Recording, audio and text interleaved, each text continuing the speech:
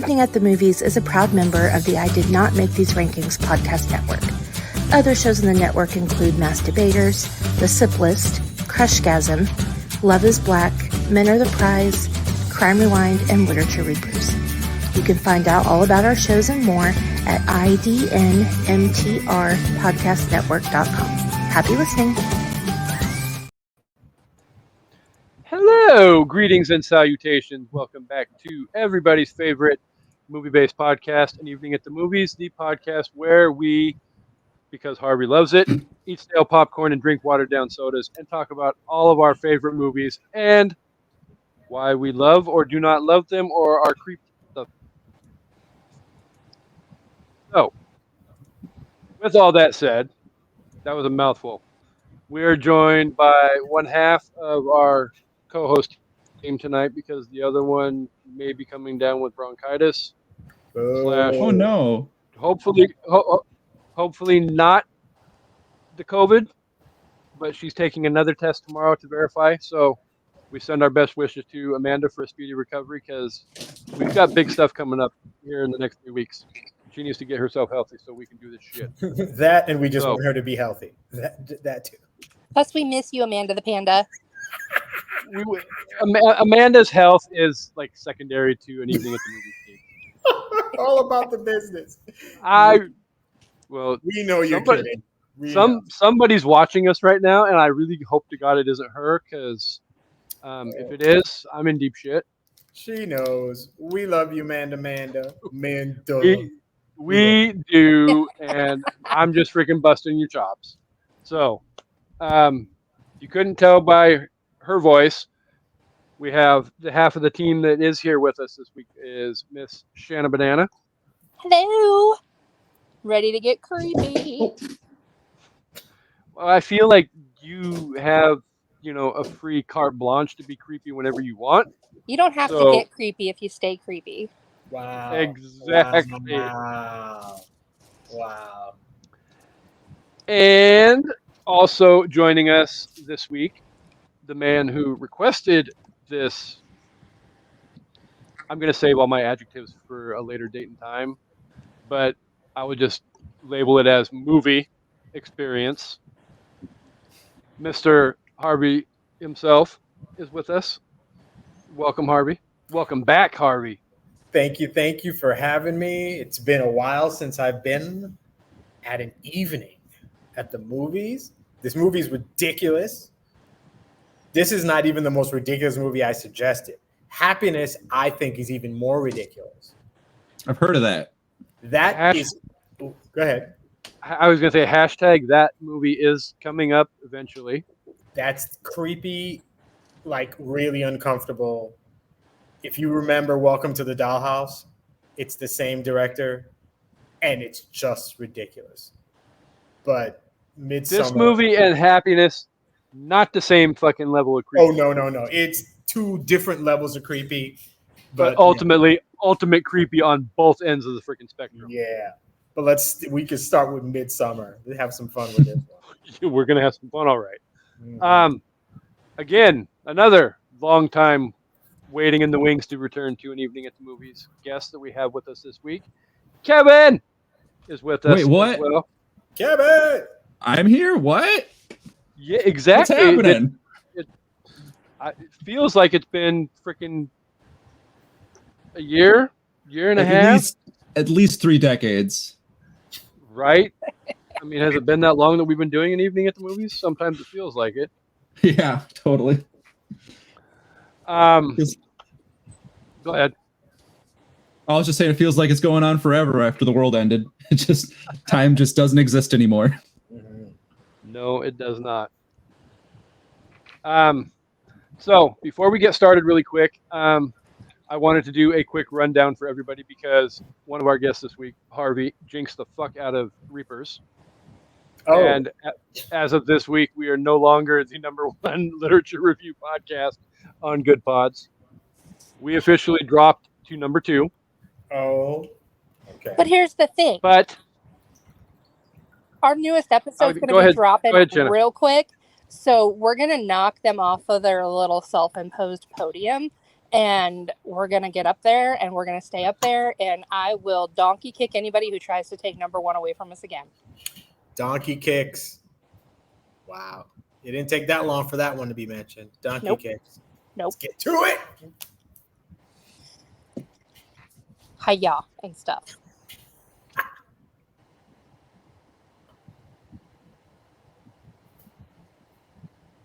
Kasey's having technical difficulties.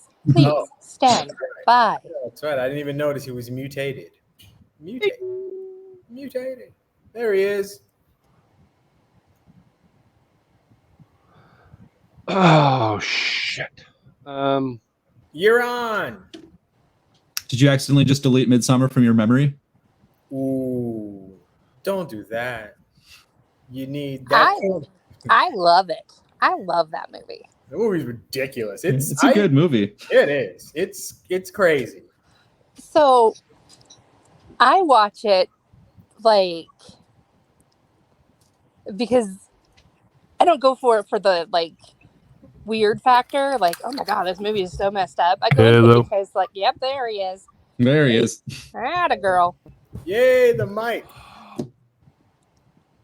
Now he's like he must not be able to hear us or something. Hello. We can hear you. Can you hear us? Yeah, I gotta go grab something quick while he's figuring this out. So Harvey and I will banter about this movie while we wait for the others to get their technical difficulties. Mm-hmm. So how many times have you watched this movie, Harvey? I'm gonna say I think 3 times I've seen it. So I'd seen Hereditary, loved Hereditary, then heard, the same director did this one. You should watch this one. So I think I went into that expecting, I guess, the same kind of horror. And I'm like, what the hell is this? Like, are you talking about Beau is Afraid? Unbelievable. No, I mean, I was mentioning I'd seen Hereditary, then we slipped into Midsommar, and I'm like, wow. I got no warning. I had no idea what I was walking into. They're two totally different movies. 2 totally different movies. But they so is Beau is Afraid. They leave you with that same like kind of gut ick. Mm-hmm. That's Beau for it. I mean, that's Ari for you. He makes you feel the pain. Like it's physical when you watch his movies. Yeah. What's the other one? He has another movie. What is it? Beau is Afraid is the one that's just came out. And do not go into it expecting a normal movie. I'm past that. No. But this is more of a like stream of consciousness through the lens of an agoraphobic person with a lot of mental issues. It is a 3-hour endurance of a film, but it is a worth at least one watch. I suffer from agoraphobia, like extreme agoraphobia. So I don't know if I want to watch someone else suffer through it. It's a bit of a watch, and there's a few like for the most part it's just what the fuck am I watching movie like 98% of the time, but every once in a while Ari is just like, hey, here's a reminder that this is an Ari Aster film. Welcome to the pain. Check your messages. We have to do some technical maneuvering. Okay, is he ending this one and then gonna resend a StreamYard? I think so. Okay. Bye. Okay. Bye.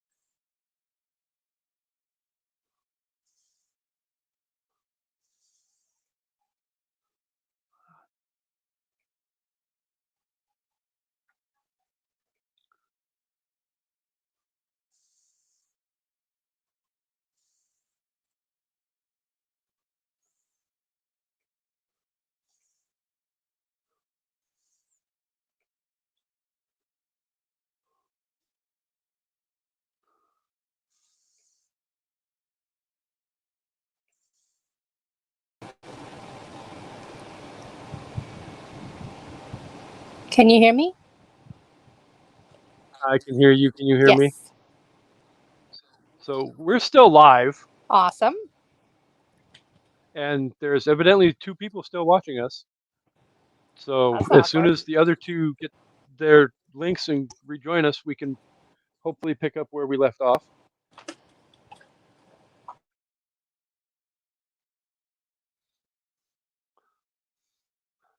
Dun, dun, dun, dun, dun. Take 2. Hi, Kevin. Hello. So spoiler alert, my headset sucks and likes to disconnect on us all the time. I've So heard it happen before.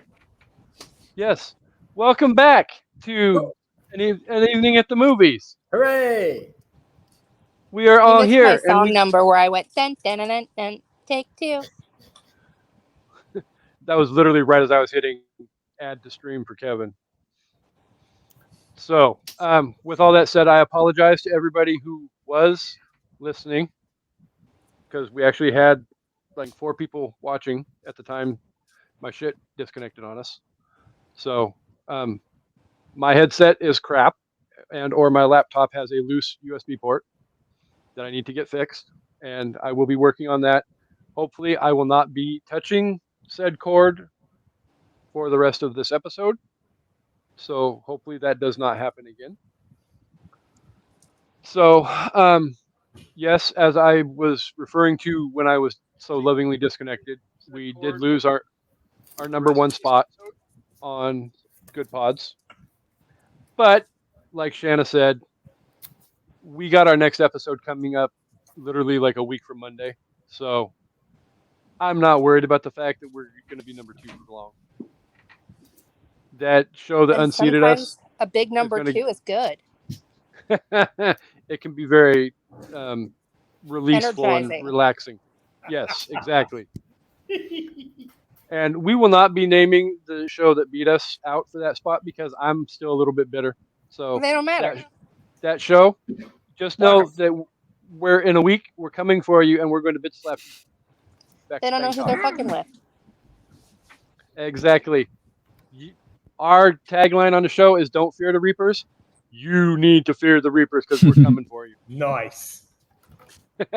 So, with all that said, though, really quickly, though, since we did give Reapers number 2 ranking for the week, I also want to let everybody know that as far as the top 100 shows go on Masturbators, as of literally like an hour ago, Masturbators is the number 10 ranked show on the top 100 shows. Nice. As far as TV and film goes, Masturbators is number 2, and Evening at the Movies is number 20 on that list. Indie comedy shows, the SIP list is number 22 right now. Top 100 relationships, Crushgasm is crushing it at number 4. Nice. Had a girl, Kendra. Then you have indie relationships, which our boy Avandre and his hot wife Carice are currently sitting at number 8 with Love is Black. Woohoo! And you have indie mental health as well, where currently, while they are on hiatus, Men Are the Prize is currently sitting at number 42 as well. That's incredible. Being on a hiatus and still being ranked is phenomenal. Nice. Thank you to all my fans. That just goes to show you everybody loves Harvey and what Men Are the Prize is. They love Love is Black too. Don't get me wrong. Love is Black is a great freaking show, and that Love is Black is probably the show that really got me open to the idea of constantly teasing and poking the bear with Harvey about active adult listening or active adult communities and drinking the Ensure every day to make sure that you're getting your vitamins and nutrients. That Ensure shit is tasty. Don't sleep, man. Get me, Ensure, a shot of Jack, and I'm good for the night. One time when I was looks sick, like I had Amanda's to here. drink 3 Ensures a day, and I can't do it. What? I wasn't able to eat like food for like 6 months, so they made me drink Ensure to get my protein, and like I was in a care facility, and I kid you not, they called my mom because they thought I was like hoarding them because I wouldn't drink them. I was like 35 years old, and they called my mom. Wow. She's Chat hiding. says Amanda's here. here. Amanda the panda. Who the what? I said chat says Amanda's here. I don't have any. Is it one of those I'm gonna have to freaking watch the damn chats on the freaking live stream now too? Mayhaps. Oh, mayhap. Oh, Lord. Oh shit! I got 10 freaking comments. Casey, Okay, so turn the volume porn down. off. I'm turning the freaking. Are you calling us porn? We can be in the right environment. Oh my. Uh-huh. Just sipping on my cough syrup, orange soda, and blended with ice. All right, Okay. Lil Wayne. Exactly. So, are we ready to get this show going? Let's do it. All right. So, for those of you who don't know, we have mentioned it, but we are discussing the Swedish American classic. I guess classic. There's a Cult whole list of classic that. for sure. As Literally. I told Amanda and Shanna early, literally, as I told Amanda and Shanna earlier, I've got about 112 adjectives I have for this movie, and I believe at the time I said weird is definitely one of them. But we'll go down that road as we get into the episode. Really quick though, Midsommar released on July 3rd, 2019. Was directed by Ari Aster, was released in America by A24, had a budget of $9 million with a box office, surprisingly, of $48 million. Really quick, would everybody like to take a guess randomly as to what its Rotten Tomato? Amanda says it's classic something. I have what an Evening at the Movies researching app says it is. Well, that's not fair because that goes directly to the number that I have written on my freaking. That's not always that. Well, let's let Shanna and Harvey have a guess before you let the cat out of the bag, Kevin. I'm gonna go Rotten 67. Okay, fair. Are you talking critics or audience? I'm gonna go critics on that one. Yeah, I went strictly off of the Rotten Tomato meter. Off the tomato meter, whatever it is. I don't know. We'll say 65.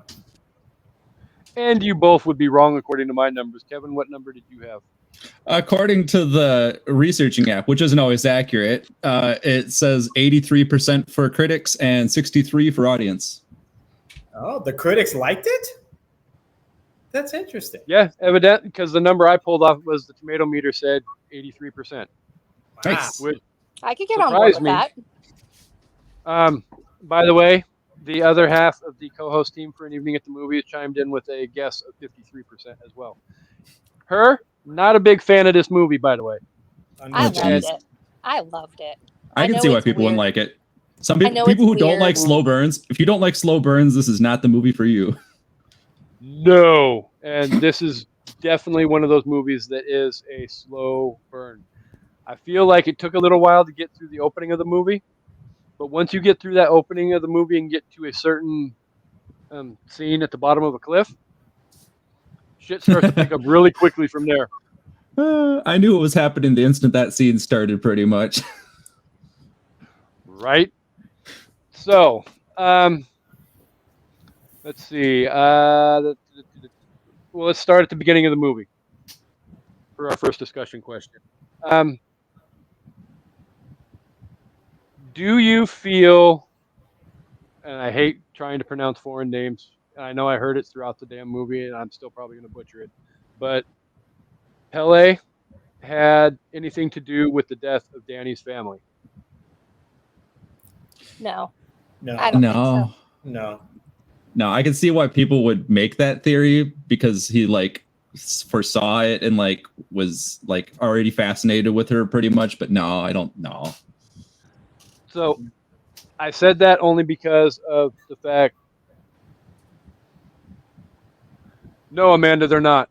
So I said that because I found the question online, and they actually pulled up a theory that was posted about um, the reviewers' thoughts on it was at the beginning of the movie when the camera pans through her parents' house and you see her parents lying there in bed.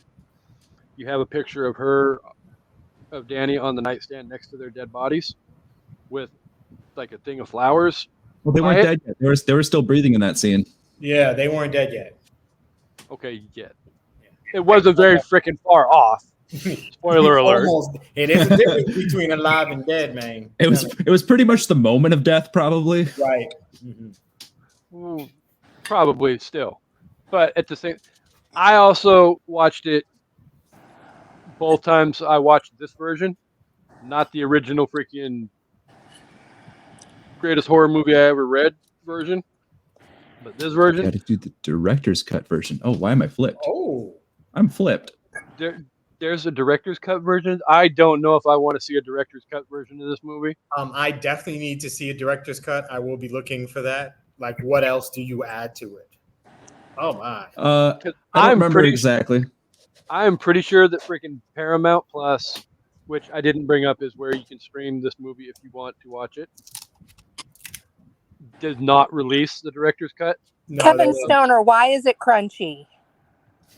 Why is it crunchy? Because it's a book. Is this like the first time you're opening it in a while? It's like that. I almost never open it. This thing's a beautiful work of art. It looks like a book in a slipcase. Oh, look at that! Is that a Criterion? No, it's from A24 Direct though, off their website. Ooh, I'll be looking. I am out of focus. That's not my fault. So, oh my God, Chansey. So evidently, Chansey referenced the sister from hell and her sister and her CPAP machine from hell. No. Being the reason for her parents. No. That is your vice president, Harvey. No. My president. I'm vice president. Okay, whatever. I get it mixed up at the same time. Still. Leave it to Chansey for always coming up with something off the freaking wall. And I wish I could. All this stuff was popping up on my damn feed because then I could pop it up for everybody else to see as well. And I wouldn't have to be trying to bounce back and forth. Yeah, Amanda talking about a top 5 A24 films SIP list, which I need to be on. I did not realize that there was so many damn A24 movies. Ex Machina, like that's not the first one, but they've been making movies since forever. Oh, that's a great movie. Yeah, that's like an old movie, and that's like one of their early ones. I'm not going to lie, and I'm probably going to piss Kevin off with this statement. Midsommar is the first A24 movie that I still have to this day watched. I have not watched any more A24 movies. Do you look through the entire roster and you haven't seen a single one of those? I have not seen a single one, including the one that got a whole lot of Oscar love this last February. You still haven't seen Everything Everywhere All at Once? Nope. Well, that's them too. Look at that. Okay. The Whale as well. Ooh. A whole bunch of other stuff. God damn, you got some work to do, boy. I do have some stuff to do, and I swear to God, if people start recommending A24 movies left and right, we're going to have a problem. I could give you a list. It'll probably be my top 5 list. But probably. one thing I did want to mention, you were talking about the picture on the nightstand with Danny and the flowers. I did want to mention that in paganism, flowers are kind of symbolic as far as life. So, them kind of precursing, her foreshadowing her being, I feel like this movie is ripe to the core with foreshadowing. Yeah. I mean, and I can't. No, he doesn't hide it. That's one of the reasons for negative reviews is people saying it lacks subtlety. It's like, Oh no, I think there's subtlety in the movie. And by the way, CJ and A24 movie is the studio that released the movie, like Paramount, MGM, Disney, blah blah blah. A24. It's just not as big as. In fact, fun fact, they are the only studio that I know of right now that is still making movies because they accepted all of the protesting from SAG and AFTA. They have accepted all of the things that they want that they're protesting right now and why nothing is being made in Hollywood. A24 is still in production because they said yes. Okay. Nice. Which means they can have all of our I will business. give them. But evidently they're going to be the only one giving all of their fucking business because the other ones are adamant that until the actors start losing their shit, we're not freaking going back to the table. At least that's what I've read in several reports. So, but we're not going down that road. We're trying to discuss a movie. Yes, I was just giving a quick fun fact.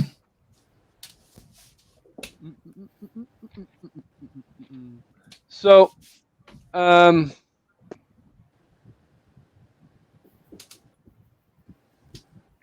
okay. Do you think Danny is destined to be the May Queen? Yes. In this movie. Yeah. I think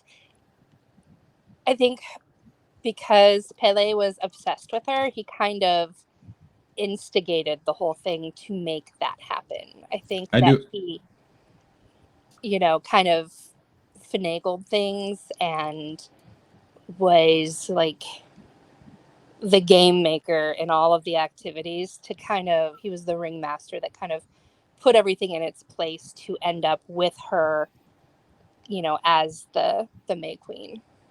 Yeah, as soon as he saw her, he locked eyes and boom, it was like destiny from there. In his eyes, anyway. Yeah. Well, I mean, because they had that very creepy kind of scene at the beginning of the movie where, before I get to it really quick, I just want to say for those of you who don't know, a young American couple, their relationship floundering, travel to a fabled Swedish midsummer festival where a seemingly pastoral paradise transforms into a sinister, dread-soaked nightmare as the locals reveal their terrifying agenda, is what we are talking about. So, Danny's parents obviously die at the beginning of the movie at the hands of her sister, who may or may not be of her right mind. But bipolar, very bad bipolar episode. Exhaust to her face and takes out her parents. I'm gonna assume, and I know what they say about assuming, but I'm gonna go ahead and jump out on a ledge here and say that there's something mentally wrong with her. Yeah, she's got issues. Yeah. Well, and part of that gets brought up in the phone conversation between Danny and Christian in the moments between the opening and her parents and her sister being found dead. Because she's all like, I'm getting these emails from my sister and they're very creepy, blah, blah, blah, blah, blah. And he's all like, well, your sister's bipolar and she's just trying to elicit this kind of a response and blah, blah, blah, blah, blah. And I mean, obviously there's something wrong because he didn't necessarily want to dig a little bit underneath the surface to find that there is a bigger problem, because evidently there was a bigger problem. Ultimately, I think too, he mentioned that she had pulled stunts like this before where she'd sent the creepy emails and stuff. And I think it's hard when someone cries wolf so many times. You get to a point where you can't go to a number 10 every single time. So, each time it happens again, maybe the next time you're at a 9 and then, okay, so nothing happened there. So next time you're at an 8. And maybe they were just at that place where it didn't evoke those red flags that it should have. Especially when you're dealing with someone with severe mental illness, it's exhausting. That's kind of what adds to the terror of it.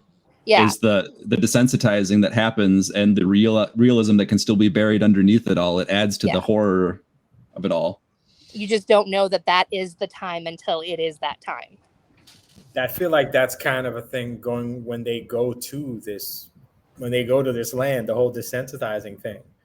Yeah. They go there and see some horrible stuff and don't immediately go. They take a minute, they deal with it, and then they stay. And I feel like But do you think they would have let them leave? I mean, they had plans for them. I don't know. I mean, it's apparently nobody gets away. But listen, you can kill me as I'm trying to leave. I'm not going to stay there willingly. You know, I'm not going to let you mold me into your sacrifices. Exactly. I mean, I get what Harvey's saying though too. I mean, it's like, do you stay and get killed, or do I try and leave and get killed? Either way, at the end of the day, I'm getting killed. Yeah, I'm taking the Dany approach. I'm going to be the May Queen. But do you honestly think that while they were staying there, I mean, it was the people that were involved in the community, this was like second nature to them. This is, just the way it works. Do you think that they honestly thought, like, I'm going to die if I stay here? They were probably like, okay, this is some weird shit. I'm just going to stay for the ceremony and then I'm going to go home. And they're going to trust me not to tell anybody that they've murdered people. It's going to be fine. Yeah, that was all of it was ridiculous. Who knows? You go there, you're thinking to see something interesting. But I mean, from the beginning, like the first time she's there and she's walking around and she's just all the sightings and all that stuff, like it goes to hell immediately. And they seem like they were just dealing with it. Like, okay, this is strange, but I'll deal with it. It's getting stranger, but I'll deal with it. And it's just building until like, what the fuck is this? Yeah. Absolutely.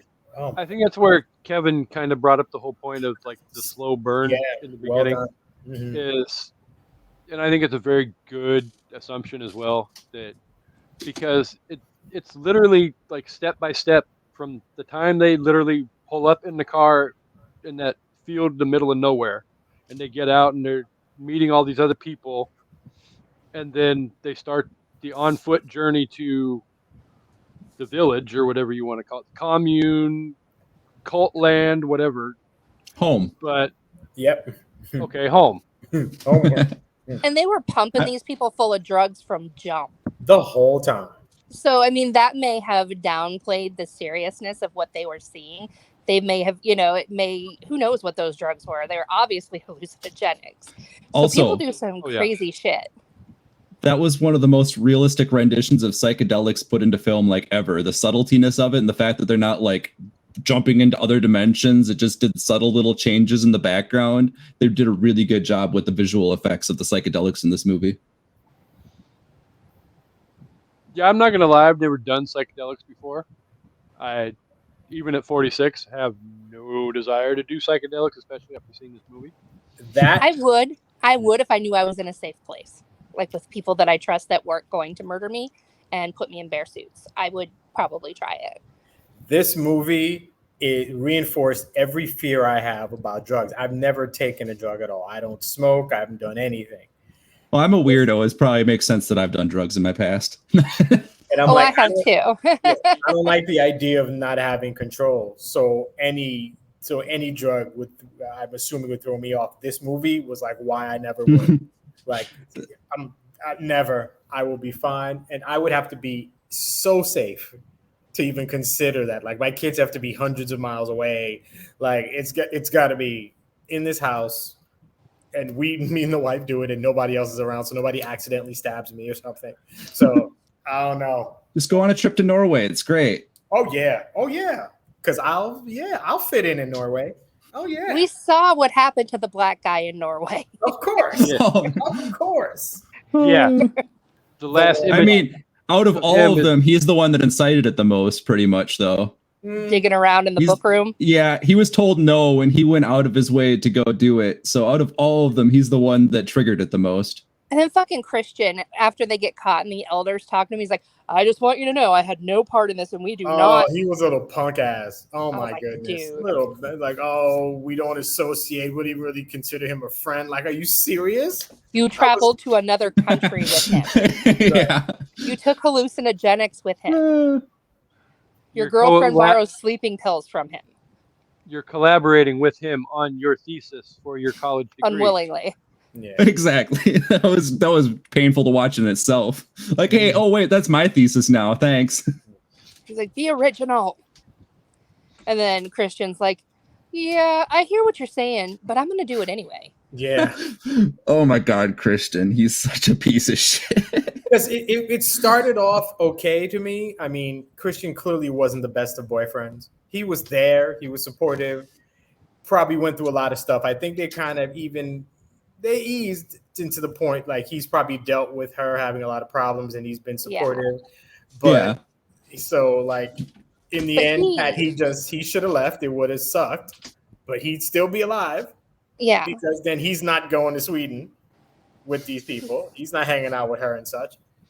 It just got progressively worse. He was just a dick, and then a bit more of a dick.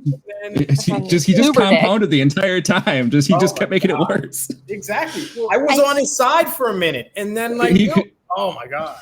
He wanted out. Like when he was at the bar with his friends before he found out that Danny's family died, he was pretty much putting a stamp on it as done. Yep. He was just, he was getting ready to do it. And then, he gets that phone call. And then what do? You can't be like, that really sucks. But I was thinking. That would have been horrible. Yes. That would have been a good time for, time for a break. I know your mom and dad and sister just died, but I feel like we need to go on a break. Yeah. I think this would be a good time for me to abandon you as well. Yeah, it's like, it's not me. It's not you, it's me. But in this actual case, it's actually me. And I gotta go. She was unquestionably a handful.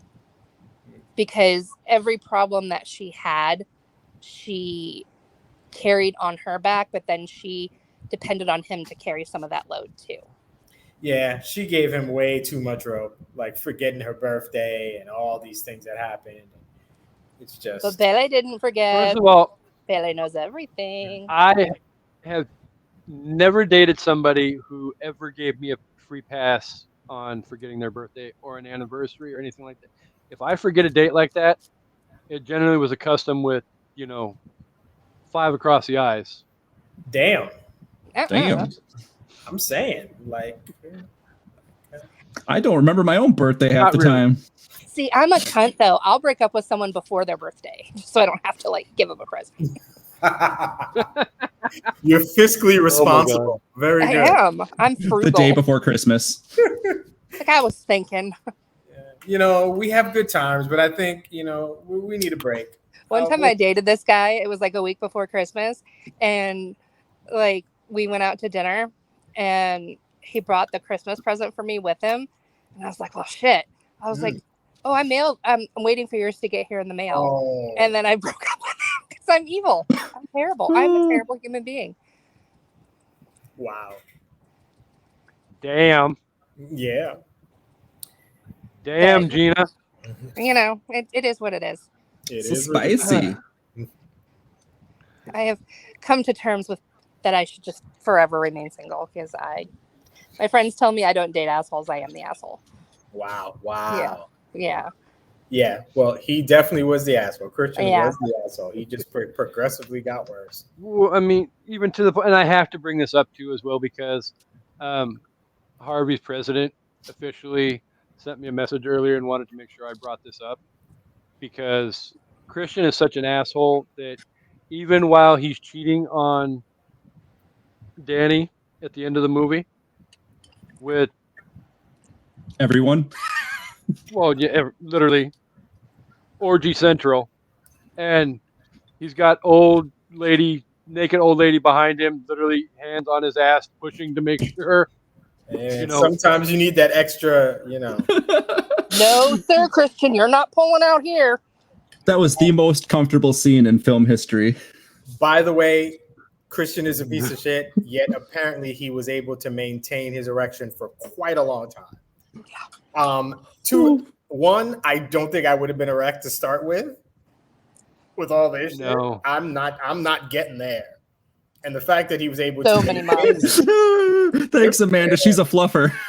She was the fluffer. Damn, that's some shit. That was ridiculous. And then when they all started chanting in her moans, yeah. Oh no. Because everyone is synced. Yeah, that was definitely a precursor as to everything. I mean, because then you have him getting caught by Danny and then her emotional breakdown and then the rest of her people, for lack of a better term, because she's the May Queen at this point. Yep, they're her people now. Flocking around her to support her, but like she's literally screeching at the top of her voice in pain, and they're doing the same thing right back at her, trying to mimic everything that she's doing. It's like, okay, and it happens throughout the rest of the damn movie as well, and it's like, okay, because you people didn't seem creepy enough throughout the movie, but now you're going to get even more creepy with all of this on top of it. So do you guys know why No, all thank those you. women were in there? If you have something to say, I'm here to hear it. Yeah, tell us. Why were they all in there?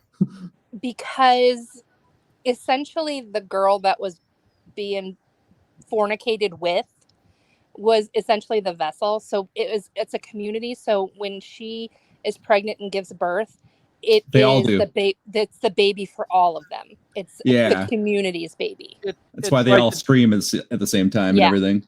Because they're all experiencing it at the same time. Yep. It's like the devil's advocate scene with the one chick, and Keanu was supposed to impregnate her before he. Mm-hmm. Hashtag eventually devil's advocate will be coming up on an even movie as well. But another creepy ass fucking movie. But so another question I had, and I hadn't even thought about this as well, but one of the other reviewers that I read that has an assertion of this movie compared the movie to having elements of a fairy tale like aspect to it. Fucked up fairy tale as it may be. Not all fairy tales have happy endings. Well, I mean, technically, at the end of the day, it was a happy ending for Danny. That's the whole point, though. Is like at the beginning of the movie, Danny loses everything, and then by the end of the movie, ultimately she gains a community, a family back by the wackadoo cult. Oh, wackadoo! She goes from zero to hero. So do you guys think, when she comes back from blessing the crops and she comes back and Christian is off with the ladies and she gets off of the little wagon and the lady is like, no, don't go over there. That's not for you. Do you think that they planned that so that she would catch them and lose her shit and then offer Christian as the final sacrifice? Or do you think that was just... It did feel kind of staged. It did feel kind of staged to me when I saw it. Because ultimately, the choice of the ninth sacrifice was up to her. She could choose a person, or it could be someone random from the cult. So I felt like they kind of situated it so she would catch Christian, and in that anger would, make him the ninth sacrifice. I never thought of it that way, but I guess that makes sense. Mm-hmm. It does make a lot of sense. And I can see how, I mean, at the end of the day, I don't think they necessarily, I don't feel like they definitely wanted her to pick their option for the ninth person. I definitely feel like it was, we're going to nudge, nudge, wink, wink, push you towards picking your boyfriend. So, and I think they had to do something to anger her in order to drive her to make that choice. Well, I mean, clearly there's other elements to their relationship that haven't pushed her to the point of going over the edge yet. I mean, there was something in her mind, like, I don't know if it had been, infidelity in the past, but there was something in her mind that took her to that place to think that was a possibility. If you're in a normal, healthy relationship and your boyfriend, you don't see him when you come back somewhere, your first thought isn't that he's in a barn screwing someone. There has to be something in your past or the past of the relationship that would trigger that kind of, that thought. Some people like having a roll in the hay. I don't know. Well, they don't need to be unless you're doing it with your partner, then you just stay clear. There's nothing wrong with rolling around in the hay. Just stay single while you're doing it. I think we need to talk about why Christian ended up doing any of this stuff. Was he forced? Was it the drugs? Was everybody in such an absolutely maybe sedated state that nobody was thinking straight? I mean, I don't see him wanting to cheat or mess with this woman. I feel like you get towards the end and everybody's glassy-eyed and a mess. Yeah. So why does he? So he knows she's interested. Then he goes to the house so the mom can ask him if he's interested. Then all this stuff, like, why? Why do you do any of this stuff? Like, how about no? I'm just not going to. Well, if you think about it, she put a love rune first underneath his bed when they first got there. Right. And that is, in the pagan religion, that's pretty up there as far as, keys. And then when he was eating and then he found the pube in his fur pie. Speaking of that scene. That's another, now you don't feed them your pubes, but, and then right before, it was like right as the dance sequence was ending, that girl came over and gave him a shot of something. And I believe that was probably a hallucinogenic. And I think those things compounded, like, At the end So of the there day, was- there was there- an awful lot of hallucinogenics going on. yeah. There was definitely another part of that pagan spell that slipped past most people's viewings of that. Everyone saw the pube scene because he pulled it out of his mouth. But if you go back and watch that scene again, look at everybody's lemonades. Everybody has lemonade, but his is a little more red than the rest of everybody else's. Menstrual blood. Yep. There's a lot of hidden details in it. Like another prime example is earlier in the movie, there's a scene where they're walking and they superimposed the sister's dead face onto the forest in the background. You guys can see it because you're watching it, but for viewers at home, you can look it up on Google. Just an image of the hidden image in Hereditary. I see it. Wow. Hashtag, this is a good time to publicize the fact that if you are listening to this, and obviously then you can't see it, so it's a good time to jump over to YouTube and watch the damn show on YouTube, on the YouTube channel as well. Oh, yeah. Hashtag, we are available on YouTube to watch as well. So thank you, Kevin, for the visual. Yeah, So, that face. We're going to fuel people to go over to the YouTube and watch the YouTube video too.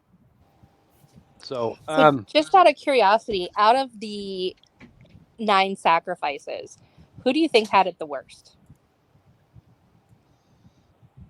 I have my opinion, and I'll tell you who I think it is, and then I want to hear your guys' first. Who had it the worst? I have to think. I mean, I know what my probably Christian. Definitely Christian. I mean, he had to sit there and be paralyzed and experience all that happening and just sit there and stare in absolute agony. I think he probably had it the worst. Yeah, I would agree. The only other person would be the older man who jumped, who should have he jumped but didn't die. He just injured himself, then got his head smashed in. That didn't look fun. 3 times. Yeah. And there's some strong people. Those women, you got to get them a base, get them a bat, get them into the minor leagues. They could swing. But in the end, I think it's probably Christian. I'm going with Simon. They blood eagled that dude. They cut his back open, took his lungs out, and splayed them. And if you look, he was still alive. Oh, fuck. I didn't think about that. You're right. Yeah. Oh, good point. Oh, goddamn. Oh, fuck. Okay, and they yeah, gouged maybe his him. eyes out and put flowers in there. Oh, damn. Yeah, I think you're right. I completely forgot about that scene. That was not where I was going to go with my answer, but Shannon just gave me good point. An answer. And I'm going to go with Simon because that had definitely for those of you who have seen the movie, you'll know what I'm talking, like Silence of the Lambs, when Hannibal Lecter breaks out of the jail and the cops finally flood into the room with the cells at, and the one cop is literally hung in the cell,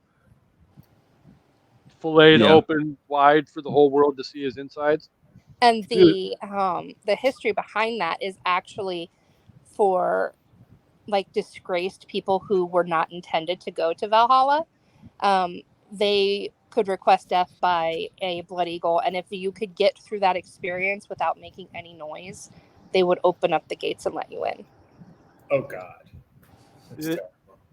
So, Shanna, by the way, before we move on or continue, I just want to let you know Chansey has chimed in with the fact that he's proud of you showing up with the facts for the movie.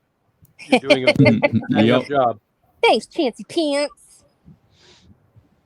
So, we were talking about foreshadowing earlier. Just another quick thing to bring up, another image too, is the opening shot of the movie. yeah, We can't hear you, Kevin.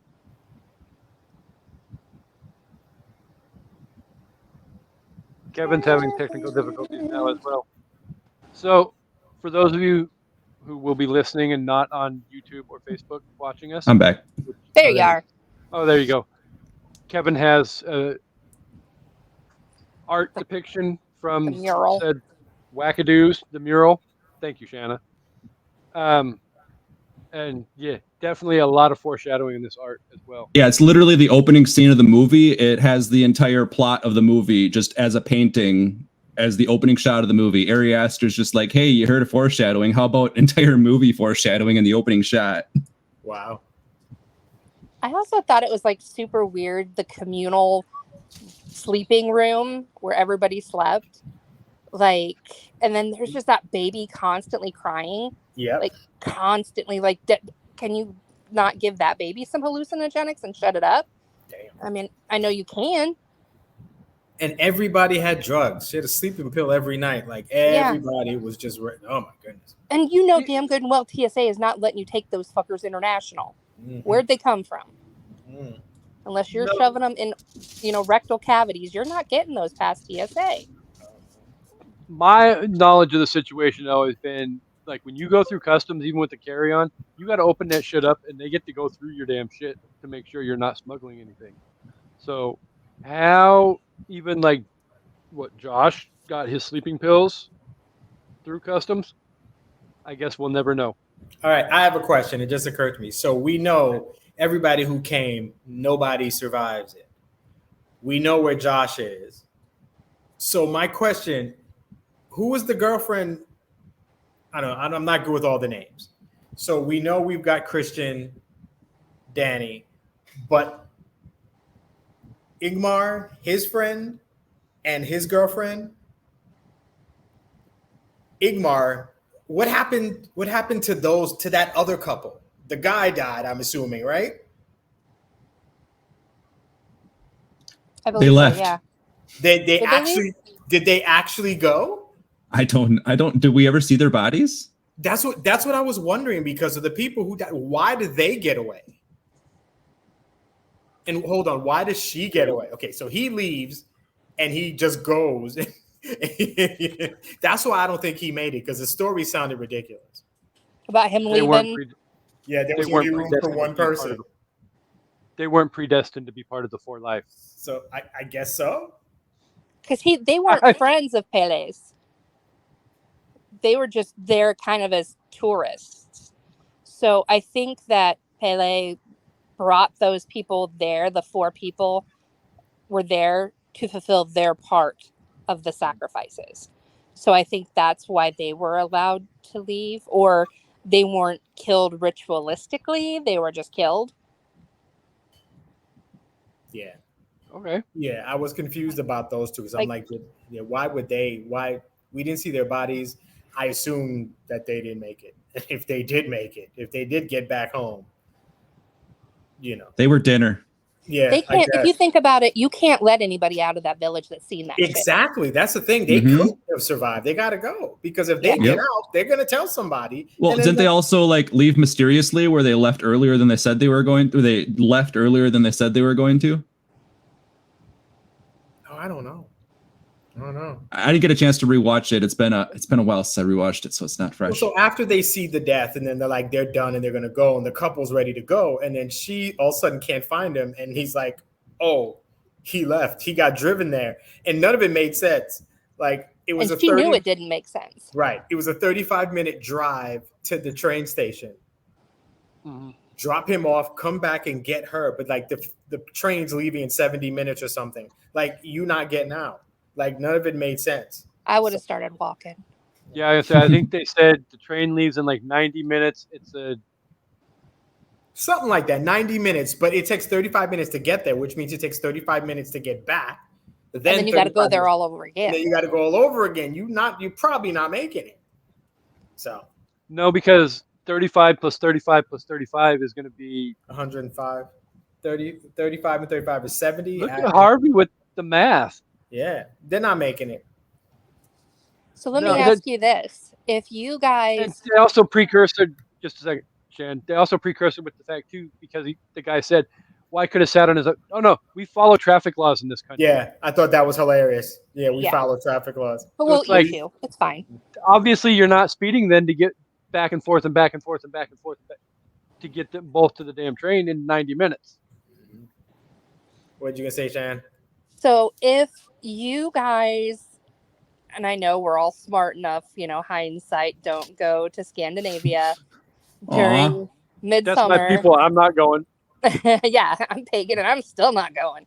I'm not pagan, but I'm. Chancey says they freaking- didn't live.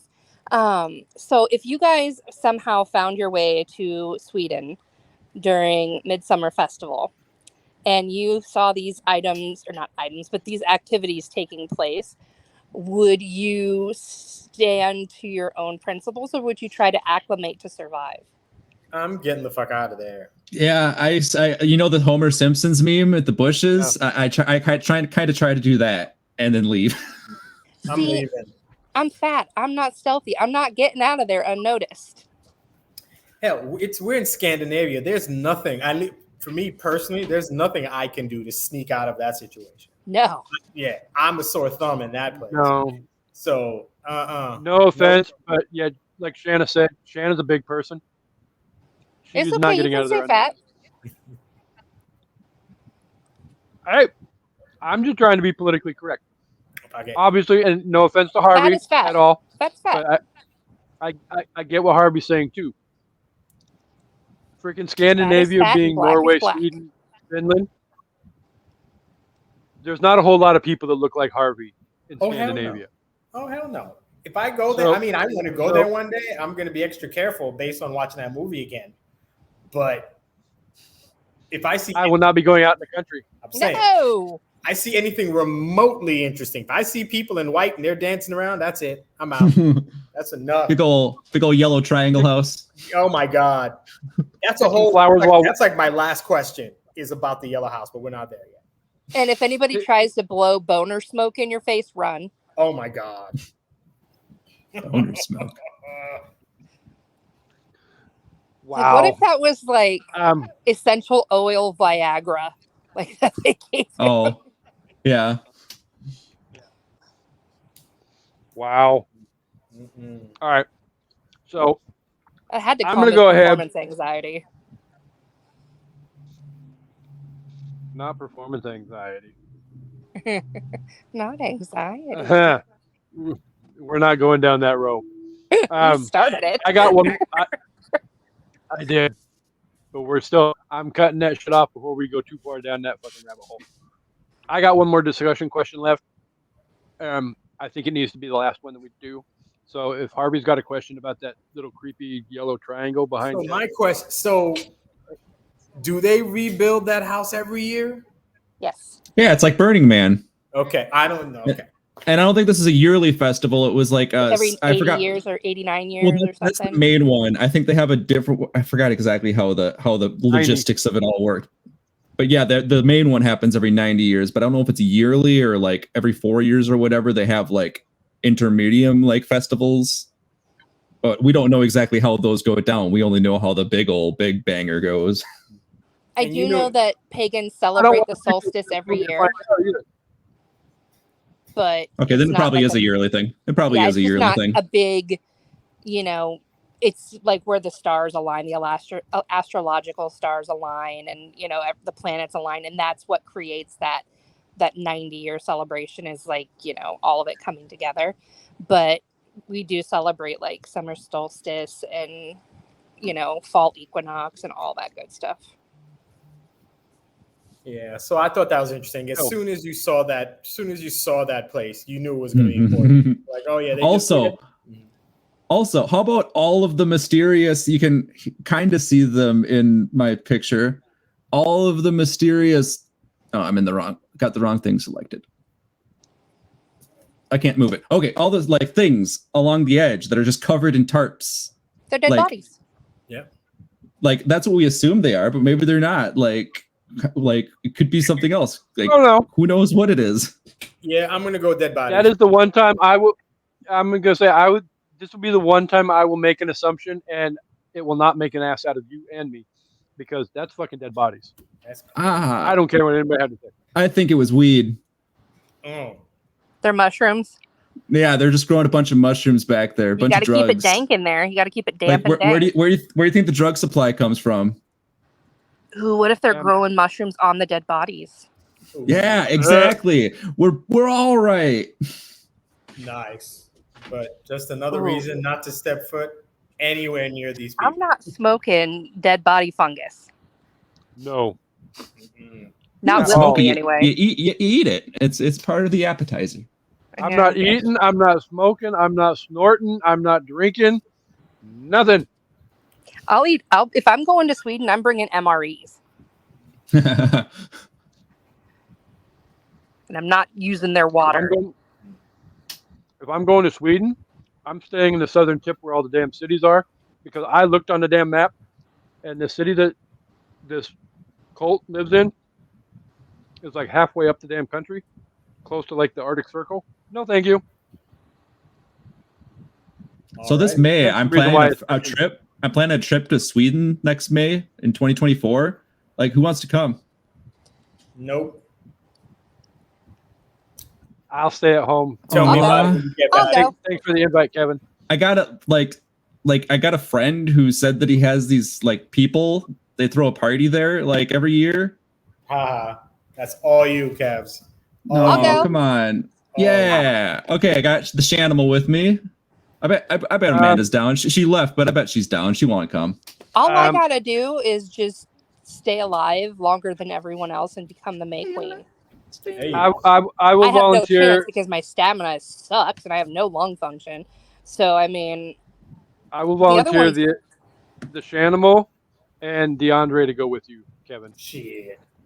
See, I- at least one of us will survive. At least one of us will probably survive. One of us will become the May Queen. I can guarantee you, out of those people I just listed, if there's one person survives, it will be Dre, Mm. He will be the May Queen, the May King. the May King Dre. Thank you very much. But I also feel like Dre is not dumb enough that he's going to be tricked into going to some country where people that look like Dre are not Mhm. a common thing. I'll go to So- Amsterdam. Can I talk you into going to Amsterdam instead, Kev? Okay, I'm down. Let's do a Euro trip. We're going on Euro trip. You would. All right. So, unless anybody else has anything else, I've got the last question for the discussion before we get to the reviews.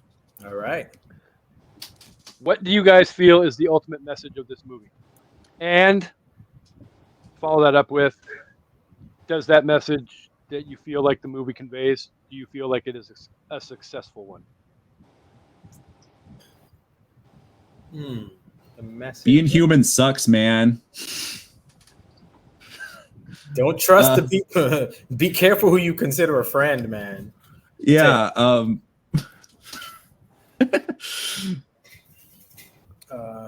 And yeah, they did a good job of that. Yes. Be careful who you consider a friend. If that's the message, yes. Because just there's a whole lot of just what's the word? Just I don't feel like any of Danny's friends are good people. Just say no to cults. like none of them were really betrayal. It was all levels of betrayal. Pele was not really Christian's friend. He wanted his girl. Yeah. Like And they brought them all there for sacrificial purposes. right. Christian was not friends to Josh. He would just at the first sign he jumped ship. Like, and none of the guys really liked Danny, I don't think. No. Yeah, Except Pele.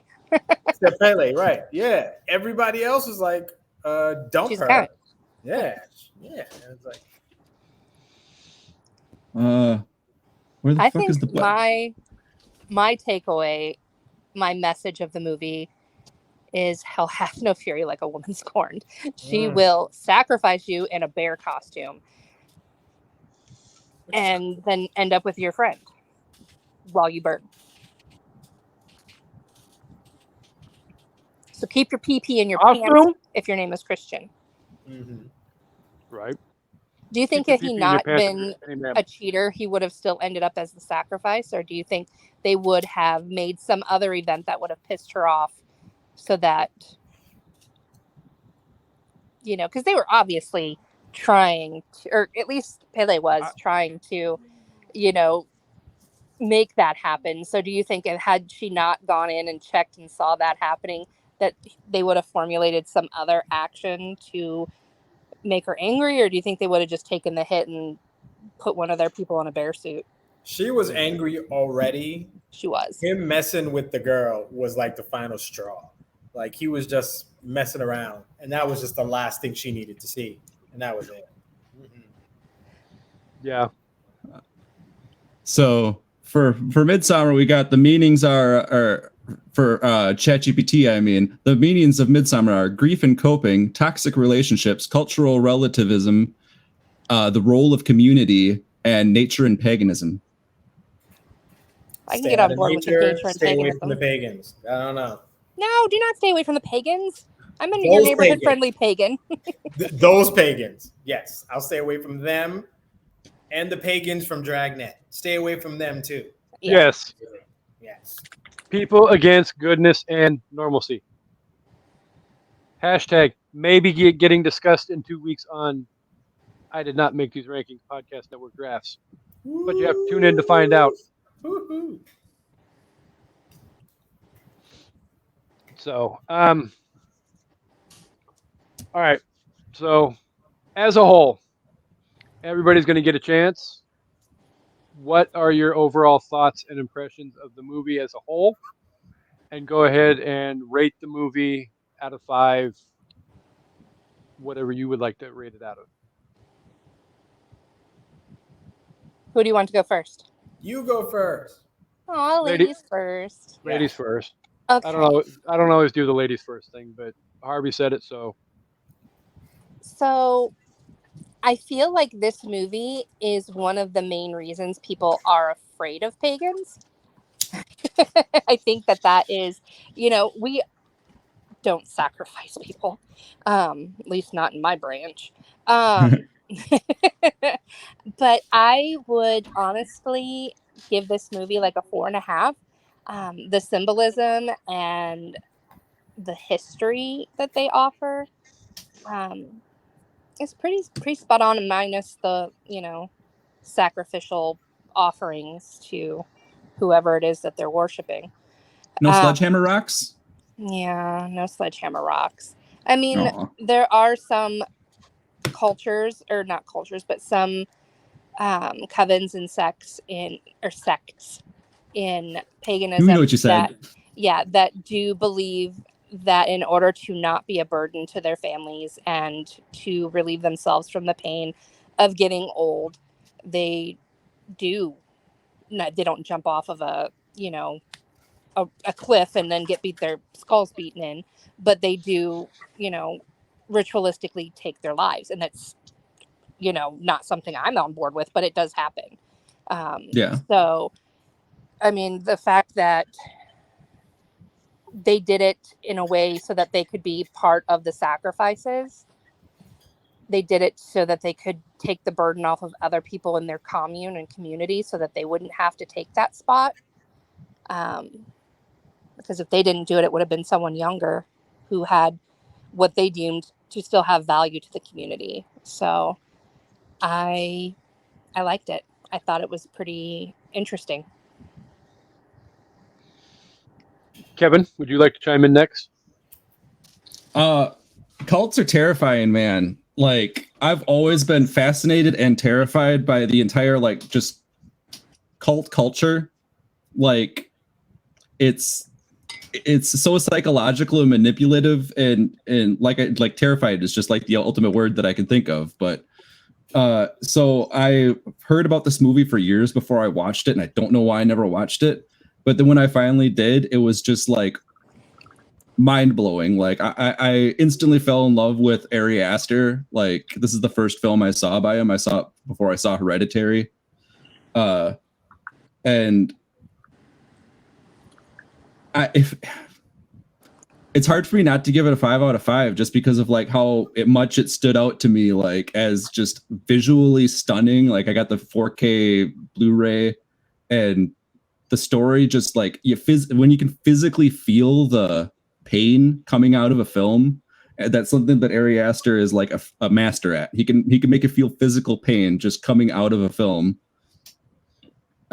Like most of his films that I've seen so far, like Hereditary and Midsommar, Beau is Afraid, I'd probably have to bump down to a 4 to 4.5 just because of how ambitious it is. Like, it is a phenomenal movie and it is an experience movie to watch, but it's one of those you could only watch it once movies, where with Midsommar and Hereditary, I could watch either of those whenever. Like, they're both just awesome to watch movies. And so many different nuances each time you watch it. Yeah. Like, I never would have picked up on the sister's face in the background. I never would have seen that. Me neither. But now that you've mentioned it, I will definitely, like, when I watch it again, I'll be like, oh, there it is. Yep. It's so subtle, too, that picture had the colors amplified, so it was easier to see. True. Now, did you spot that on your own, or was it something? Oh, no. Okay, No. I didn't know if you'd, like, seen it, like, you know, sometimes when you watch a movie with the commentary on and then they add little, you know, nuggets like that. So I didn't know if No, I want to do that more often, but what I usually do is, especially with psychological movies like this, I'll go and I'll watch a bunch of YouTube videos afterwards of people doing like video essays on them and whatnot. That makes sense. Yeah, they'll pull some stuff out that you didn't expect. Exactly. Yeah, I think for me, I love this movie. I really love this movie. I love like ridiculously creepy film like this. I think I'd give it like a solid 4. For me, the real message, I think, and I think we all as a group love horror movies, but I think there's supernatural, there's slasher movies and whatever. But I think the scariest thing in horror is just people. Yep. People in general are the worst. You don't have to do anything crazy. You don't have to do Nightmare. You don't have to create these mythical characters. People on their own are horrible for whatever reason. And not, you know, not to paint all pagans as a certain way, but for whether it's religion, belief, anything, leave people to their own devices and they are terrible. And I feel like this movie shows it. There's nothing special in here. There's nothing special here. They are just bad, but very firm in their beliefs. Right, and very firm. Like that woman sat there and defended what was happening. Like when you believe, that's what I think was the craziest thing. People suck. That's what I got. I 100% agree with everything that Harvey just said. For me, I'm going to go 4 out of 5 hollowed out bear suits. Just for the pure fact that is probably... I've seen some creepy ass freaking nasty shit in horror movies, but for me, for some reason, seeing them freaking hollow out that freaking bear and then stick Christian in the damn thing and then put him in the damn triangle burn house from hell, the hut, after paralyzing him, and then he has to literally sit there and can do nothing but burn alive. Do you think do you think he felt it, or do you think the paralytics? Oh, no, he definitely felt it. I highly doubt. Oh yeah, he felt it. They wanted him to. Yep. So, definitely, I would say 4 out of 5. Again, like Harvey, I love creepy horror movies. I love horror in general, but movies like this, movies like Seven, you know, things that make you question the goodness in humanity, like those couple movies do, is enough to freaking. That's a good point. Seven fits that too, because there's movie, like really hits that for me is The Strangers. Oh yeah, it just comes out of nowhere. Yeah, and they're like, she's like, "Why are you doing this?" And they're like, "Cause you're home." And I'm like, Home. So that's like, all right. Go ahead, Shanna. That's like a, you know, perfect advertisement for a home security system. It would be. So in the exercise of time, I just want to thank all the dozens for being here each and every week. You guys are incredibly amazing, and thank you for supporting the show for almost 2.5 years and rapidly approaching 200 episodes. So Woohoo! you guys are incredibly awesome. We've got big stuff planned coming up for the 200th episode. We've got big stuff coming up in the future as well. But before we get to all of that, I want to say thank you to Harvey and Kevin both for being here. Yes. Thank you, Harvey, for recommending this movie. Thank you, Kevin, for seconding his recommendation. Of course. I enjoyed watching the movie. Probably I will, in the next couple of weeks, go and check out a couple more A24 movies, just to be Yeah, fair. me too. But I would recommend starting with Hereditary just to see the other side of Aries. Oh yeah, I saw her. That's the first one of his movies that I saw. I saw Hereditary first and into Midsommar. So this other movie you're talking about, I need to see that. Have fun. Where is that? Like, is it in theaters, or do I have to? I'm gonna have to buy that. I got it. I watched it on like I got it. Downloaded it, so I watched. So it's out digitally. I don't know if it's in theater still or not. Okay. I wish I saw it in theaters. I wish I saw it in theaters. There's a lot of A24 stuff that is available on Paramount Plus. Okay. I don't know if those are or not, but the way I'm going to do, I'm just going to pull up that big long list of 100 and some odd movies that A24 has done, and just start picking movies out of there, and then searching on Paramount Plus to see. Oh, they are most certainly not all horror. Horror is just a big old niche category within A24. The Whale is incredible. So I have to watch that. Is that available on Paramount Plus yet? Yes. I believe it is, yes. Oh, cool. That and Everything Everywhere All at Once both are. You will sob at The Whale. I don't cry. I did. I'm not a crier. And the end of that movie had me bawling my eyes out. Yeah. I am a crier though, so I cry all the time while watching things. That's an easy thing to get. All right. So last things last before we get out of here. Harvey, do you have anything coming up that the listeners need to be made aware of? I know you've got, with this coming out next Wednesday, the day after this episode, you've got another chapter of Yes. So yes. Well, first of all, thanks for having me back on. I love always. It. It's always fun. Love talking about this movie. Basically, we're just coming up with Love is Black. We're just keeping that go every week. We're just having a lot of fun doing it. So as of this recording, the next day, there will be another chapter in the Great Black Love Story. So keep checking us out on loveisblackpodcast.com. So much fun to listen to. It is so much fun. I appreciate that. Yeah. Kasey, I think your mic died. Yeah, we didn't hear you. And it's actually a show that I recommend to my book friends. Oh, that's so cool. Because it's such a unique idea that you're listening to it in real time as the story is unfolding. It's not something that's already written, right. Where everything's already determined how it's going to happen. It's something that is constantly evolving. And I love that you guys are writing it as you go. So whatever's going on in your life at that time is going to impact what you guys are writing. And I love that. So true. Very true. Yes. Thank you for that. I appreciate that. This has been really fun. I think this is going to be really a real different from what we've done the first 4 seasons. Just talking about a love story. This was such a good idea. Of course, my wife thought of it, so it's fun. But thanks for having me. I love it. So as always, you are welcome to come back anytime you want. Shana, what do you got coming up on Crime Rewind and or Literature Reapers? Well, Amanda got stuck in a storm, so we were on a hiatus last week. But coming up this next week, we have an incredible case.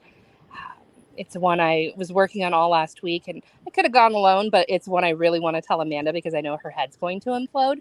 So it just gave me an extra week to get details down. So be prepared. So that will drop next Tuesday. Or if you're listening to this, it will have dropped yesterday. So definitely check it out. All right. Kevin, where can the listeners find you and all your wonderment? Kevin ST1R2 on YouTube, Kevin ST1R on TikTok, Kevin Stoner on Facebook. Just being a human, I guess. And Find him in Scandinavia. Yeah. midway up to Swedish freaking country. Stoner Music EC on SoundCloud. That too. Coming up on An Evening at the Movies, we are officially done now with the month of August, which for those of you who know An Evening at the Movies, you know what's coming up next. Shana's birthday. You're not going to let me forget it, are you? Absolutely No. not. Don't forget it. Yeah, A girl only turns 25 once. exactly. It's a special day. True. Okay, so technically we have, in the next 2 months, we have 2 birthday episodes coming up. We have Shana coming up in September with Good Burger.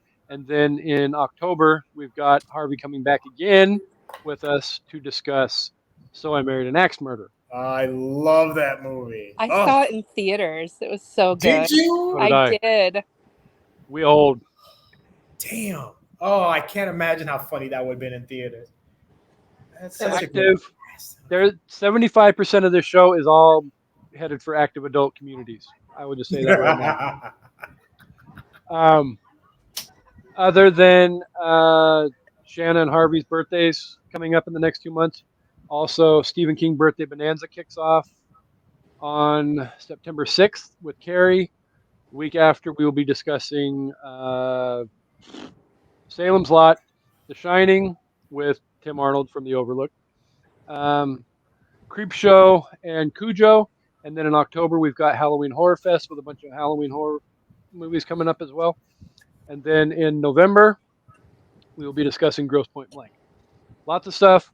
You can find us on social media and stay updated that way as well. Otherwise, keep tuning in each and every week, and I'll keep updating the schedule as we go. Quick question. When you're doing your Halloween Horror Fest, when does the Spice World episode drop? What about the Spice Girls? When does Spice World drop during Halloween Horror Fest? Are you talking First about of all- Dune? No, Let's Spice talk World. about Spice World, the Spice Girls movie. That's it. Definitely. First Wait, I of was all, right. It is Spice Girls? That movie You- was atrocious. Exactly. And they You- got Roger Moore to do it. Like that makes me sadder. Like he was in the movie. The hell? You had your pop music reference last month with freaking Cool as Ice. So you can just calm down for a hot minute. Wait, I'm when do sure I get my you- pop culture? When do I get my pop culture reference with Grumpy Cat's Worst Christmas Ever? That one before Spice World. But I have a Well- feeling Shanna and Kendra probably will team up together and get Spice World on the damn schedule. Put it on there as a Rather than request. Drop that zero and get with this Put that hero. to your road. He's going to All sling right. a schlong. So, before we ramble on for too long and waste everybody's night, again, I want to thank everybody for being here. Harvey, Kevin, thank you to Shanna for being here and helping cover the movie. Amanda, we hope you feel better, and we hope it's not the freaking COVID. Yeah. Well, we hope it's not bronchitis either, but you know, it has to be one of the two, and we'd rather it be bronchitis. So, Shanna, do you want to end the episode, or do you want me to pick up Amanda's slack for you? I would like to say thank you for joining us. And we are. Ooh, what kind of Pringles you got there, homie? Home style ranch. Ooh. I had some French fry and ketchup ones the other day. They were pretty exciting. I have suspicious stew Pringles from gets Minecraft. Pringles pop up on the damn screen, and Shanna gets distracted. I From what she's do. doing. Pringles are my fucking fat nip. All right, go ahead, Shan. We hope you come back for An Evening at the Movies. See you guys next week. Bye. Bye.